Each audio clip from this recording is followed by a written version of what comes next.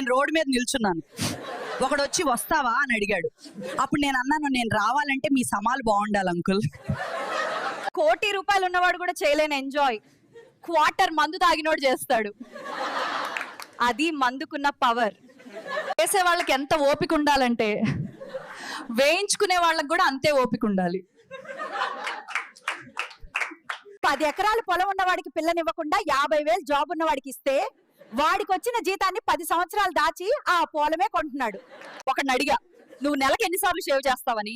నెలకు కాదు, రోజుకు 30 నుండి 40 సార్లు చేస్తానన్నాడు. మెంటలోడివా అని అంటే కాదు, మంగళోడిని అన్నాడు.